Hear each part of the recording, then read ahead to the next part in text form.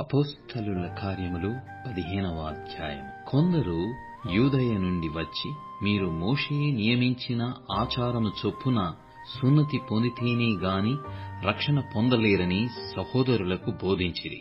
పౌలునకును బర్నబాకును వారితో విశేష వివాదము తర్కమును కలిగినప్పుడు ఈ అంశము విషయమై పౌలును బర్నబాయు తమలో మరికొందరును యెరూషలేమునకు అపోస్తలుల యొద్దకును పెద్దల యొద్దకును వెళ్ళవలెనని సహోదరులు నిశ్చయించిరి.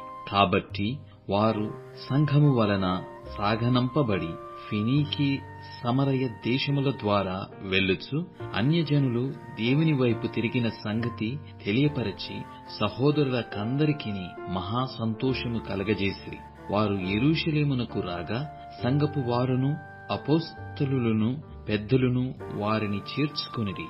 దేవుడు తమకు తోడైయుండి చేసినవన్నీయు వారు వివరించిరి. పరిసయ్యుల తెగలో విశ్వాసులైన కొందరు లేచి అన్యజనులకు సున్నతి చేయింపవలెననియు మోషే ధర్మశాస్త్రమును గైకొనుడని వారికి ఆజ్ఞాపింపవలెననియు చెప్పిరి. అప్పుడు అపోస్తలులను పెద్దలును ఈ సంగతిని గూర్చి ఆలోచించుటకు కూడివచ్చిరి. బహుతర్కము జరిగిన తరువాత పేతురు లేచి వారితో ఇట్లనెను, సహోదరులారా, ఆరంభమునందు అన్యజనులు నా నోట సువార్త వాక్యము విని విశ్వసించులాగున మీలో నన్ను దేవుడేర్పరచుకొనెనని మీకు తెలియను.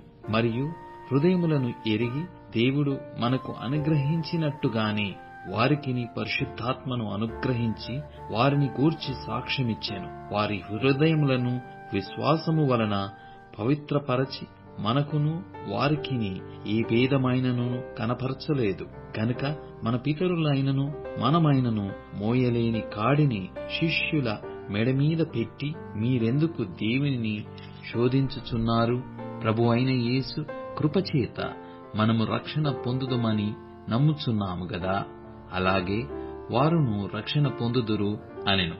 అంతటా ఆ సమూహమంతయు ఊరకుండి బర్నబాయు పౌలును తమ ద్వారా దేవుడు అన్యజనులలో చేసిన సూచక క్రియలను అద్భుతములను వివరించగా ఆలకించెను. వారు చాలించిన తరువాత యాకోబు ఇట్లనెను, సహోదరులారా, నా మాట ఆలకించుడి. అన్యజనులలో నుండి దేవుడు తన నామము కొరకు ఇక జనమును ఏర్పరచుకొనుటకు వారిని ఎలాగు మొదట కటాక్షించెనో సిమియోను వివరించియున్నాడు. ఇందుకు ప్రవక్తల వాక్యములు సరిపడియున్నవి.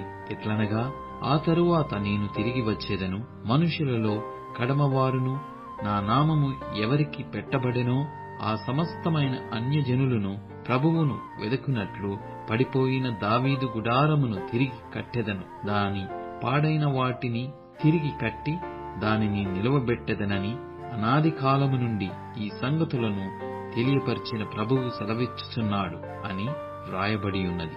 కాబట్టి అన్యజనులలో నుండి దేవుని వైపు తిరుగుచున్న వారిని మనము కష్టపెట్టక విగ్రహ సంబంధమైన అపవిత్రతను జారత్వమును గొంతు పిసికి చంపిన దానిని రక్తమును విసర్జించుటకు వారికి పత్రిక వ్రాసి పంపవలెనని నా అభిప్రాయం.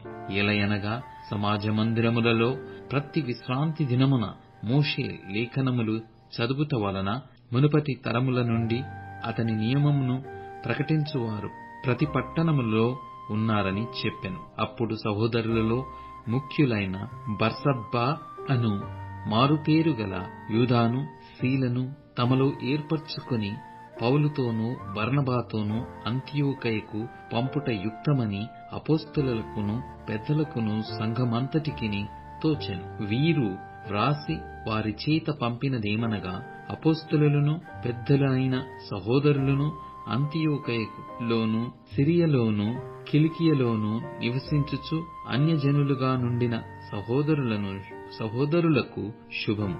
కొందరు మా యుద్ధ నుండి వెళ్లి తమ బోధ చేత మిమ్మును కలవరపరిచి మీ మనస్సులను చెరుపుచున్నారని వింటిమి. వారికి మేమధికారమిచ్చి ఉండలేదు గనక మనుష్యులను ఏర్పరచి మన ప్రభువైన యేసుక్రీస్తు పేరు కొరకు తమ్మును తాము కొనిన బర్నబా, పౌలు అన్న మన ప్రియులతో కూడా మీ యొద్దకు పంపుట యుక్తమని మాకందరికి ఏకాభిప్రాయము కలిగెను. కాగా యూదాను, సీలను పంపియున్నాము. వారును నోటి మాటతో ఈ సంగతులు మీకు తెలియజేతురు.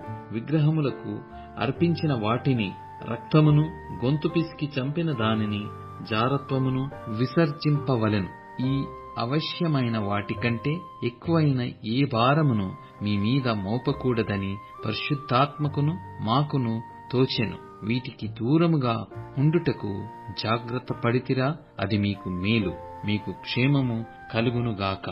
అంతట వారు సెలవు పుచ్చుకొని అంతియొకయకు వచ్చి శిష్యులను సమకూర్చి ఆ పత్రిక ఇచ్చిరి. వారు దానిని చదువుకొని అందువలన ఆదరణ పొంది సంతోషించిరి. మరియు యూదాయు, సీలయు కూడా ప్రవక్తలయ్యుండి నందున పెక్కు మాటలతో సహోదరులనాదరించి స్థిరపరిచిరి. వారు అక్కడ కొంతకాలము గడిపి సహోదరుల యొద్ద నుండి తమ్మును పంపిన వారి యొద్దకు వెళ్ళుటకు సమాధానముతో సెలవు పుచ్చుకొనిరి. అయితే పౌలును, బర్నబాయు అంత్యోకయలో నిలిచి ఇంకా అనేకులతో కూడా ప్రభువు వాక్యము బోధించుచు ప్రకటించుచు నుండిరి. కొన్ని దినములైన తరువాత ఏ పట్టణములలో ప్రభువు వాక్యము ప్రచురపరచితిమో ఆయా ప్రతి పట్టణములో ఉన్న సహోదరుల యొద్దకు తిరిగి వెళ్లి వారేలాగున్నారో మనము చూతుమని పౌలు బర్నబాతో అనెను. అప్పుడు మార్కు అను